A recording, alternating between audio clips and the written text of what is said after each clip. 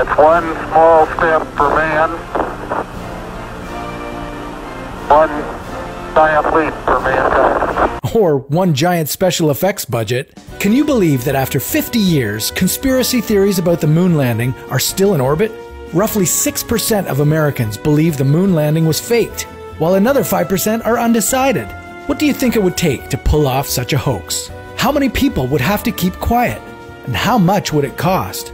This is What If, and here's what would need to happen to fake the moon landing. Lights, camera, action.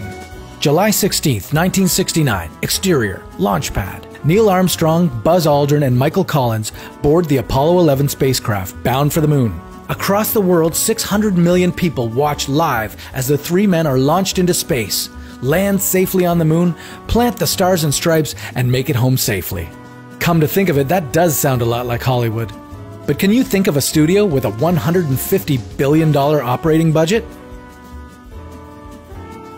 In total, the Apollo program was allocated $24 billion to get to the moon, roughly 60% of NASA's budget at the time. That equals $150 billion in today's dollars. Assuming all that money went into pulling off the perfect hoax, how would they have spent it? Let's start with payroll. At the time, NASA had about 411,000 employees. An Oxford physicist, Dr. David Grimes, calculated that the secret might have had a chance to stay quiet for as long as 3 years and 8 months with that many people. So how do you keep 411,000 employees quiet about a fake moon landing mission for longer than 3 years? A bribe might be able to buy some silence.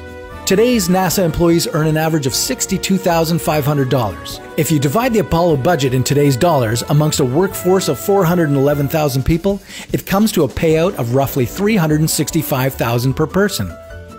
Of course, employees would have had to accept much less, given the cost of the equipment and the production needed to fake a moon landing.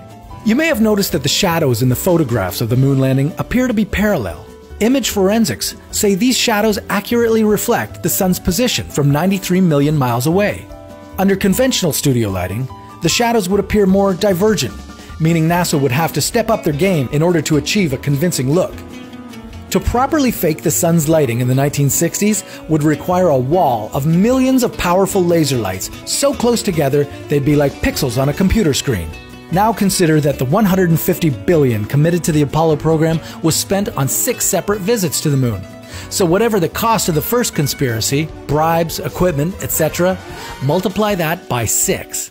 In 2009, NASA's Lunar Reconnaissance Orbiter sent back high-resolution photographs of each of the Apollo moon landing sites, showing boot marks left by astronauts. To fake these, NASA would have had to send something to the moon, like a robotic rover to make some tracks. The combined cost of the vehicle and the mission to put it on the moon would be roughly $68 million. Then another $504 million for a lunar orbiter to take the pictures. The bottom line of this prolonged spending spree is that the cost of faking a moon landing far outweighs the cost of doing it for real. Luckily, we're a species that puts its money where its mouth is, especially when we get curious. And how's your appetite for adventure? Are you ready for another one? Comment below on where you'd like us to take you next, and join us again on What If?